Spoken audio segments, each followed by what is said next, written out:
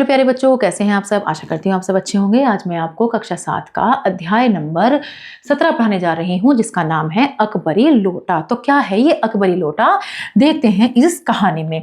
लाला झाऊलाल को खाने पीने की कमी नहीं थी। काशी के ठठेरी बाजार में मकान था। नीचे की दुकानों से 100 रुपये मासिक के करीब किराया उतर आता था। मतलब दुकानों से इतना किराया खूब आ जाता था। अच्छा खाते थे, अच्छा पहनते थे, किंतु 250 रुपये तो एक साथ आंख सेकने के लिए भी नहीं मिलते थे। इसलिए जब उनकी पत्नी ने एक दिन एकाएक 250 रुपये की मांग पेश की, तब उनका जी एक बार जोर से सनसनाया और फिर बैठ गया। उनकी यह दशा देखकर पत्नी ने कहा, डरिए मत, आप देने में असमर्थ हो तो मैं अपने भाई से मांग लूं। अगर 250 रुपये दे नहीं जा रहे हैं तो क्या मैं अपने भाई से मांग लूं।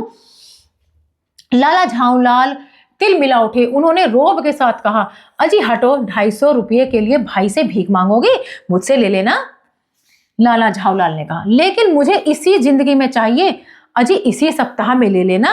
सप्ताह में आपका तात्पर्य 7 दिन से है या 7 साल से। लाला झाऊलाल ने रोब के साथ खड़े होते हुए कहा, आज से 7वें दिन मुझसे 250 रुपये तुम ले लेना। लेकिन जब 4 दिन ज्यों त्यों में यूं ही बीत गए और रुपये का कोई प्रबंध न हो सका, तब उन्हें चिंता होने लगी। प्रश्न अपनी प्रतिष्ठा का था, अपने सम्मान का था, अपने ही घर में अपनी ही साख का था। देने का पक्का वादा करके अगर अब दे न सके तो अपने मन में वह क्या सोचेगी, उसकी नजरों में उनका क्या मूल्य रह जाएगा। अगर उसने 250 रुपये नहीं दिए और 7 दिन का वादा किया है तो क्या मूल्य रह जाएगा, अपने घर में अपमानित। अपनी वाहवाही की सैकड़ों गाथाएं सुना चुके थे। अब जो एक काम पड़ा तो चारों खाने चित हो गए। यह पहली बार उसने मुंह खोलकर कुछ रुपये का सवाल किया था। मतलब पहली बार उसने ऐसे मुंह खोलकर सब पैसे मांगे थे। इस समय अगर दुम दबाकर निकल भागते हैं तो फिर उसे क्या मुंह दिखलाएंगे। खैर एक दिन और बीता। 5वें दिन घबराकर उन्होंने पंडित बिलवासी मिश्र को अपनी विपदा सुनाई। संयोग कुछ ऐसा बिगड़ा था कि बिलवासी जी भी उस समय बिल्कुल खुख थे, मतलब बिल्कुल पैसे नहीं थे। उन्होंने कहा, मेरे पास है तो नहीं, पर मैं कहीं से मांग कर लाने की कोशिश करूंगा, और अगर मिल गई तो कल शाम को तुमसे मकान पर मिलूंगा। वही शाम आज थी, हफ्ते का अंतिम दिन। कल 250 रुपये या तो गिन देना है या सारी हेकड़ी से हाथ धोना है। यह सच है कि कल रुपये न आने पर उनकी स्त्री उन्हें डामल फांसी न कर देगी, केवल जरा सा हंस देगी। पर वह कैसी हंसी होगी, कल्पना मात्र से झाऊलाल में मरोड़ पैदा हो जाती थी। वो मतलब कहेगी तो कुछ नहीं, लेकिन ऐसी हंसी हंसेगी कि बस क्या ही तो कहूं मैं। आज शाम को पंडित बिलवासी मिश्र को आना था। यदि नहीं आए तो, या कहीं रुपये का प्रबंध वे ना कर सके तो। इसी उधेड़ बुन में पड़े लाला झाऊलाल छत पर टहल रहे थे। कुछ प्यास मालूम हुई। उन्होंने नौकर को आवाज दी। नौकर नहीं था, खुद उनकी पत्नी पानी लेकर आई। आप जानते ही हैं कि हिंदू समाज में स्त्रियों की कैसी शोचनीय अवस्था है। पति नालायक को प्यास लगती है तो स्त्री बेचारी को पानी लेकर हाजिर होना ही पड़ता है। हमारे धर्म में ऐसा ही है कि स्त्रियों को पानी लाना पड़ता है अगर पति को प्यास लगती है तो। वह पानी तो जरूर लाई, पर गिलास लाना भूल गई थी। केवल लोटे में पानी लिए हुए वह प्रकट हुई। फिर लोटा भी संयोग से वह जो अपनी बेढंगी सूरत के कारण लाला झाऊलाल को सदा से नापसंद था। वो लोटा उन्हें वैसे ही पसंद नहीं था। गिलास भी नहीं लाई, पानी लाई बस लोटे में, जो उसे पसंद नहीं था। नया साल 2 साल का ही बना, पर कुछ ऐसी गढ़न उस लोटे की थी। था तो नया लोटा, लेकिन साल 2 साल का ही बना, पर कुछ ऐसी गढ़न उस लोटे की थी कि उसका बाप डमरू मां चिल्लम रही हो। मतलब ऐसी इस लोटे की शक्ल उसे लगती थी। लाला ने लोटा ले लिया, बोले कुछ नहीं। अपनी पत्नी का अदब मानते थे, मानना ही चाहिए, इसी को सभ्यता कहते हैं। जो पति अपनी पत्नी का न हुआ वह पति कैसा। फिर उन्होंने यह भी सोचा कि लोटे में पानी दे तब भी गनीमत है। अभी अगर चू कर देता तो बाल्टी में भोजन मिलेगा, तब क्या करना बाकी रह जाएगा, इसे चुपचाप पी लो। लाला अपना गुस्सा पीकर पानी पीने लगे। उस समय वे छत की मुंडेर के पास ही खड़े थे। जिन बुजुर्गों ने पानी पीने के संबंध में यह नियम बनाए थे कि खड़े खड़े पानी मत पियो, सोते समय पानी मत पियो, दौड़ने के बाद पानी मत पियो, उन्होंने पता नहीं कभी यह भी नियम बनाया या नहीं कि छत की मुंडेर के पास खड़े होकर पानी मत पियो। जान पड़ता है कि इस महत्वपूर्ण विषय पर उन लोगों ने कुछ नहीं कहा। इतनी सारी बातों के बारे में तो कह दिए, खड़े होकर पानी मत पियो, खेलने के बाद पानी मत पियो, सोते समय पानी मत पियो, लेकिन ये नहीं कहा कि मुंडेर के पास खड़े होकर पानी मत पियो। ऐसा कोई नियम नहीं बनाया। लाला झाऊलाल ने मुश्किल से 2-1 घूंट ही पिए होंगे कि न जाने कैसे उनका हाथ हिल उठा और लोटा छूट गया। लोटे ने न दाहिने देखा न बाएं। वह नीचे गली की ओर चल पड़ा, अपने वेग में उल्का को लजाता हुआ। वह आंखों से ओझल हो गया। किसी जमाने में न्यूटन नाम के किसी खुराफाती ने पृथ्वी की आकर्षण शक्ति नाम की एक चीज इजाद की थी। मतलब जैसे सेब टूटता है तो नीचे आ गिरता है, न्यूटन की जो एक खोज थी। तो ऐसा लगा जैसे कि लोटा किसी आकर्षण से खींचा चला जा रहा था, बस चलता जा रहा था। कहना ना होगा कि यह सारी शक्ति इस समय लोटे के पक्ष में थी। लाला को काटो तो बदन में खून नहीं, ऐसी चलती हुई गली में ऊंचे तिमंजिले से भरे हुए लोटे का गिरना हंसी खेल नहीं। यह लोटा ना जाने किस अनधिकारी के झोपड़े पर काशीवास का संदेश लेकर पहुंचेगा। पता नहीं कहां पर जाकर रुकेगा, किसके घर जाकर रुकेगा ये लोटा। कुछ हुआ भी ऐसा ही। गली में जोर का हल्ला उठा। लाला झाऊमल जब तक दौड़कर नीचे उतरे तब तक एक भारी भीड़ उनके आंगन में घुस आई।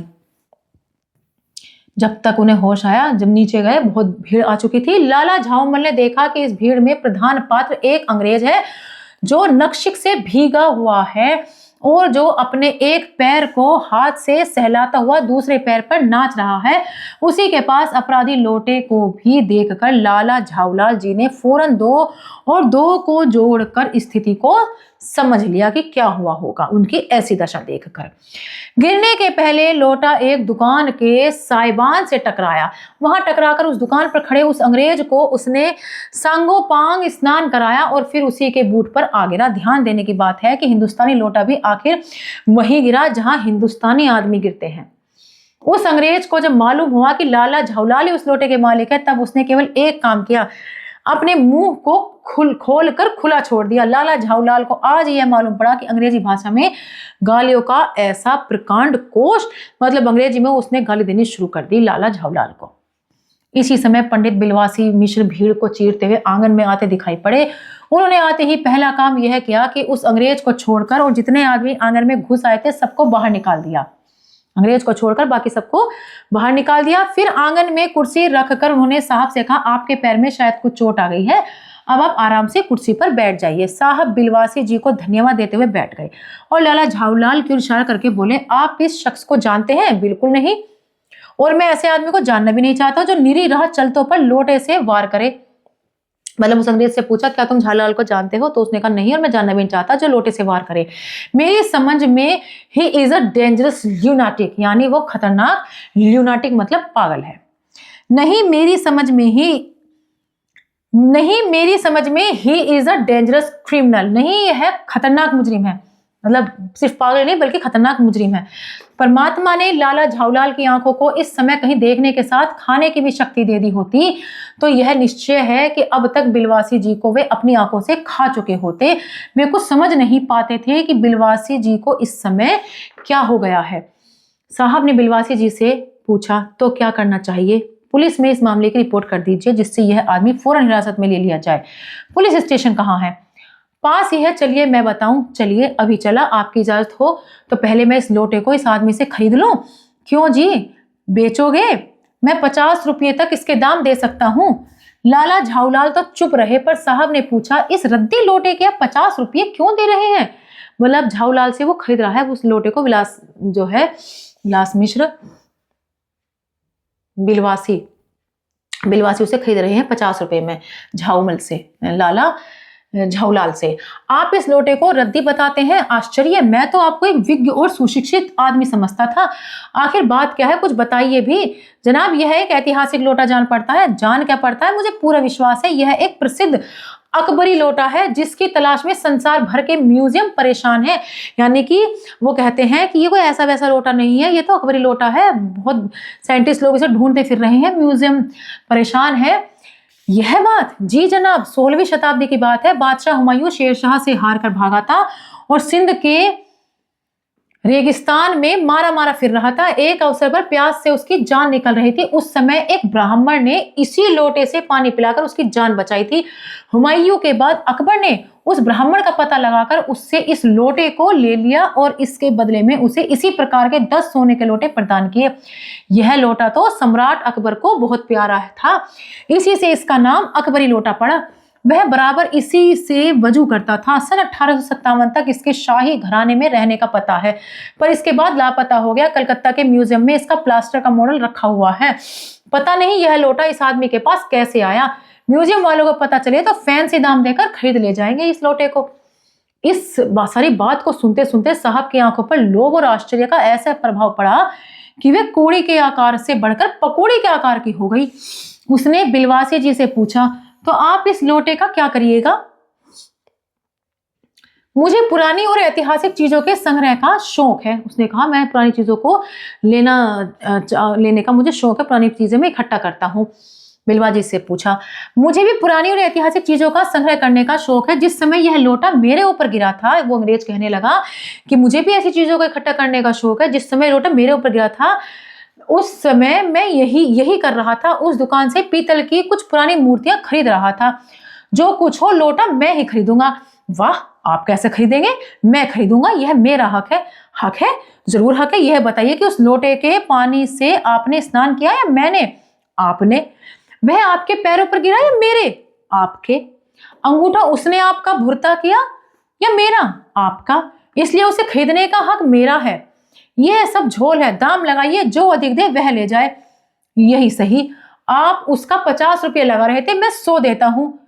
अब उसने कहा, मैं 150 देता हूं, मैं 200 देता हूं, अजी मैं 250 देता हूं। यह कहकर बिलवासी जी ने 250 के नोट लाला झाऊलाल के आगे फेंक दिए। साहब को भी ताव आ गया। जो अंग्रेज था उसे भी ताव आ गया। अच्छा, 250 में ले लिया इसने। उसने कहा, आप 250 देते हैं तो मैं 500 देता हूं, अब चलिए। बिलवासी जी अफसोस के साथ अपने रुपये उठाने लगे, मानो अपनी आशाओं की लाश उठा रहे हो। साहब की ओर देखकर उन्होंने कहा, लोटा आपका हुआ, ले जाइए, मेरे पास 250 से अधिक नहीं है। उसने कहा, ठीक है भैया। उस अंग्रेज से कहा, तुम ही ले जाओ, मेरे पास अब 250 से ज्यादा नहीं है, तुम ही ले जाओ इसे 500 रुपए में। यह सुनना था कि साहब के चेहरे पर प्रसन्नता की कूंची फिर गई। उसने झपट कर लोटा लिया और बोला, अब मैं हंसता हुआ अपने देश लौटूंगा। मेजर डगलस के डीक सुनते सुनते मेरे कान पक गए थे। मेजर डगलस कौन है? मेजर डगलस मेरे पड़ोसी हैं। पुरानी चीजों के संग्रह करने में मेरी उनकी होड़ रहती है। पिछले साल ही वे हिंदुस्तान आए थे और यहाँ से जहांगीरी अंडा ले गए थे। जहांगीरी अंडा? हाँ, जहांगीरी अंडा। मेजर डगलस ने समझ रखा था कि हिंदुस्तान से वे ही अच्छी चीजें ले सकते हैं, पर जहांगीरी अंडा है क्या? आप जानते होंगे कि एक कबूतर ने नूरजहां से जहांगीर का प्रेम कराया था। जब जहांगीर ने नूरजहां से पूछा कि तुमने कबूतर को कैसे उड़ जाने दिया, तो नूरजहां ने बड़े प्यारे तरीके से करके बताया कि उसके दूसरे कबूतर को भी उड़कर बताया था कि ऐसे उसके इस भोलेपन पर जहांगीर दिलो जान से निछावर हो गया, जिस तरह उसने कबूतर को उड़ाकर दिखाया। उसी क्षण से उसने अपने को नूरजहां के हाथ कर दिया। कबूतर का यह एहसान वह नहीं भूला। उसके एक अंडे को बड़े जतन से रख छोड़ा। एक बिल्लोर की हांडी में वह उसके सामने टंगा रहता था। बाद में वही अंडा जहांगीरी अंडा के नाम से प्रसिद्ध हुआ। उसी को मेजर डगलस ने पारसाल दिल्ली में एक मुसलमान सज्जन से 300 रुपये में खरीदा। यह बात?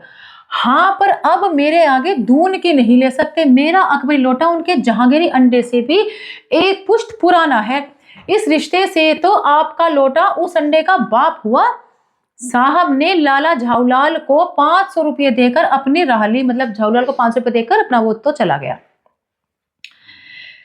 लाला झाऊलाल का चेहरा इस समय देखते बनता था। जान पड़ता था कि मुंह पर 6 दिन की बड़ी हुई दाढ़ी का एक एक बाल मारे खुशी के लहरा रहा है। उसे इतनी खुशी हो रही थी कि 500 रुपये मिल गए। कहाँ वो 1-1 रुपये के लिए परेशान हो रहा था।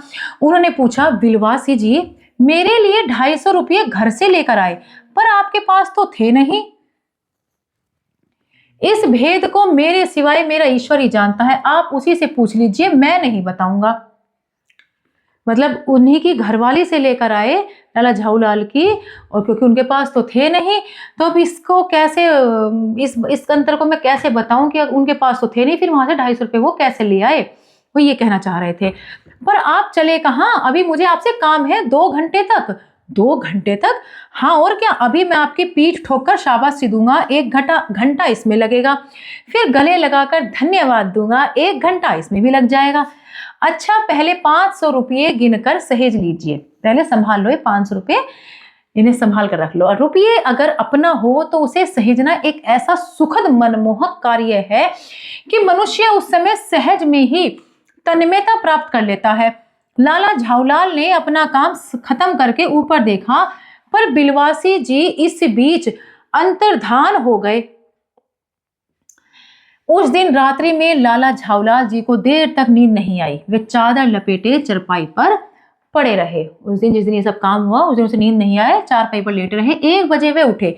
धीरे से, बहुत धीरे से अपनी सोई हुई पत्नी के गले से उन्होंने सोने की वह सिकड़ी निकाली जिसमें एक ताली बंधी हुई थी। फिर उसके कमरे में जाकर उन्होंने उस ताली से संदूक खोला। उसमें 250 के नोट जैसे के तैसे रखकर उन्होंने उसे बंद कर दिया। फिर दबे पांव लौटकर ताली को उन्होंने पहले की तरह ही अपनी पत्नी के गले में डाल दिया। इसके बाद उन्होंने हंसकर अंगड़ाई ली। दूसरे दिन सुबह 8 बजे तक चैन की नींद सोए। तो इस तरह की थी ये वाली कहानी।